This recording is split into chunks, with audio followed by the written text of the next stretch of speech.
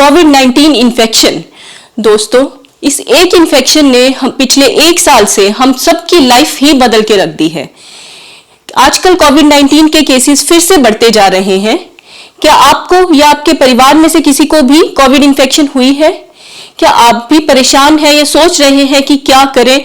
आपको कुछ सिम्टम्स हैं जिससे आपको शक है कि शायद कोविड है, तो कैसे क्या करना चाहिए, कैसे डॉक्टर को दिखाना चाहिए, कि आपको हॉस्पिटल की बिजी ओपीडी में जाना चाहिए या घर पे अगर पेशेंट को रखना है तो क्या प्रिकॉशंस लेने चाहिए, और घर के मेंबर्स को जो ऑलरेडी एक्सपोज हो गए हैं उनको क्या करना चाहिए। नमस्कार दोस्तों, मेरे इस चैनल में आपका फिर से स्वागत है। उम्मीद है आप इन वीडियोस का पूरा फायदा उठा रहे हैं। अगर आपने मेरे चैनल को अब तक सब्सक्राइब नहीं किया है तो जरूर सब्सक्राइब करें और बेल आइकॉन जरूर दबाएं ताकि मेरे आने वाले वीडियोस का आपको पहले नोटिफिकेशन मिल सके। आज दोस्तों हम बात करेंगे इन सभी सवालों के बारे में कि अगर आपको या आपके परिवार में किसी को कोविड का शक है तो क्या करें। तो दोस्तों, अगर आपको या परिवार में किसी को कुछ ऐसे सिम्टम्स आते हैं जैसे कि बुखार आना, खांसी होना, गला खराब होना, जुकाम होना या पेट की प्रॉब्लम होना या कोई भी ऐसे इन्फेक्शन सिम्टम्स जैसे स्मेल ना आना, टेस्ट ना आना, और आपको शक है कि आपको कोविड-19 हो सकता है, तो उस केस में क्या करें। उस केस में बहुत जरूरी है कि जिसको शक है, जिस पेशेंट को हमें शक है कि कोविड-19 है, उसको आइसोलेट करें। घर में प्रेफरेबली एक सेपरेट रूम में रखें, ऐसे रूम में रखें जिसमें उनका वॉशरूम भी सेपरेट हो।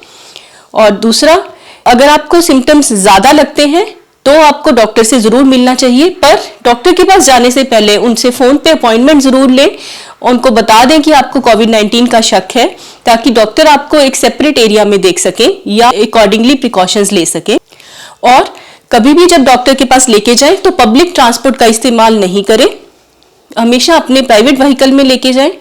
और जो आपके केयर टेकर हैं, जो आपके साथ हैं, उनको और आपको जिनको शक है इन्फेक्शन का, दोनों को ही मेडिकल मास्क का यूज जरूर करना चाहिए। और मेडिकल मास्क का यूज प्रॉपर वे में कैसे करें दोस्तों, उसके लिए आप मेरा वीडियो प्रिकॉशंस ऑफ कोविड-19 जरूर देखें। तो डॉक्टर को दिखाने के बाद वो आपको डिसाइड करेंगे कि आपको मेडिसिन की जरूरत है, और दूसरा आपको घर पे आइसोलेट होना है या हॉस्पिटल में एडमिट होना है, और या आपको टेस्ट करवाने की जरूरत है कि नहीं। टेस्ट करवाने हैं तो कौन कौन से टेस्ट करवाने हैं।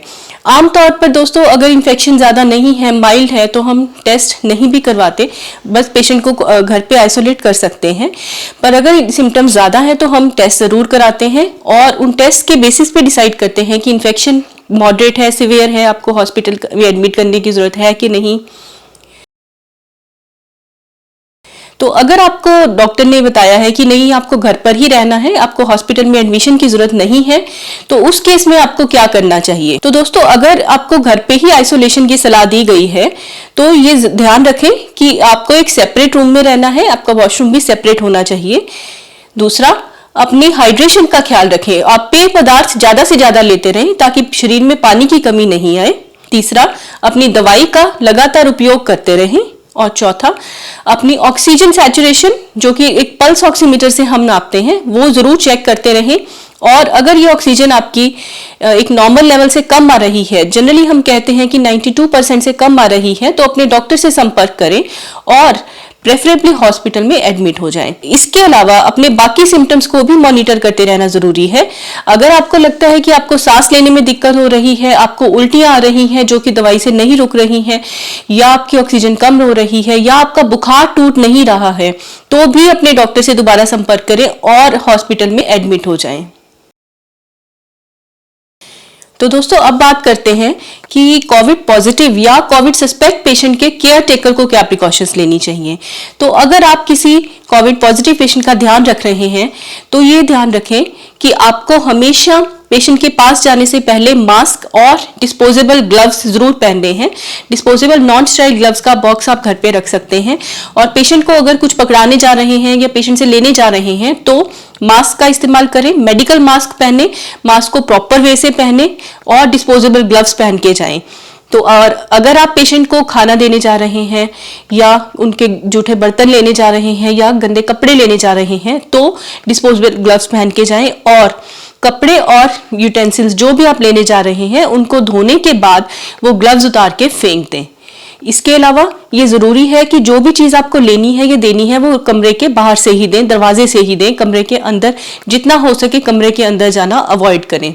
और ये जरूरी है कि कमरे के अंदर और बाहर रोज घर में जो हाई टच सरफेसेस हैं उनकी बार बार सफाई होती रहे।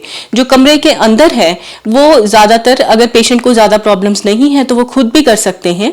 हाई टच सर्फेसिस मतलब कोई रिमोट कंट्रोल्स हैं, फोन्स हैं, या टेबल की सर्फेसिस हैं, या सिंक्स हैं, या जो भी ऐसी सर्फेसिस जहां बार बार हाथ लगता है उनको बार बार साफ करते रहें। सो रूम के अंदर हो सके तो पेशेंट कर सकता है। अगर आपको कट भी करना पड़ रहा है तो सिमिलरली आप मास्क और ग्लव्स पहन के जाएं और क्लीन करने के बाद वो दोनों चीजें फेंक दें। और इसके अलावा ये जरूरी है कि जो कोविड पॉजिटिव पेशेंट जो हैं वो अपने रेस्पिरेटरी हाइजीन जरूर मेंटेन करें। मतलब कि जब भी उनको खांसी आ रही है या छींक आ रही है तो या तो वो टिश्यू का इस्तेमाल करें और टिश्यू को इस्तेमाल करके वो फेंक दें। दूसरा, वो अपना रुमाल इस्तेमाल कर सकते हैं जिसको कि हम धो सकते हैं। और तीसरा, अगर ये दोनों चीजें नहीं इस्तेमाल कर रहे हैं तो ये जरूरी है कि अपनी जो कूहनी है उसकी नोक में करें। इससे जो कोविड-19 है वो दूसरों को होने का चांस कम हो जाएगा। दोस्तों ये भी याद रखें कि केयर टेकर एक से ज्यादा नहीं हो, एक ही फैमिली मेंबर पेशेंट के पास जाए, सब लोग बारी बारी से नहीं जाएं। और पेशेंट और केयर टेकर दोनों अपने हाथ बार बार साफ करते रहें, सैनिटाइज करते रहें या हाथ साबुन और पानी से वॉश करते रहें। और ये वॉशिंग कम से कम 20 सेकेंड की होनी चाहिए। ये भी याद रखें कि कोविड-19 पेशेंट और फैमिली के बाकी मेंबर्स नॉर्मल जो रूटीन की चीजें हैं घर में उनको शेयर नहीं करें। मतलब कोविड-19 पेशेंट का टॉवल, उनके बर्तन, कप्स, उनके प्लेट्स, चम्मच, ये सब उनका सेपरेट ही रखें। तो दोस्तों आज के लिए इतना ही। अगली बार हम बात करेंगे कि जिनको कोविड-19 इन्फेक्शन है या जिनको एक्सपोजर है उनको कितने दिन का आइसोलेशन चाहिए, कब वो बाहर जा सकते हैं और उनको दोबारा इन्फेक्शन होने का डर है कि नहीं। अगर आपको मेरे वीडियोस अच्छे लगे तो उनको लाइक जरूर कीजिए, मेरे चैनल को सब्सक्राइब जरूर कीजिए और मेरे वीडियोस को शेयर जरूर कीजिए। तो अपनी सेहत का ध्यान रखिए दोस्तों।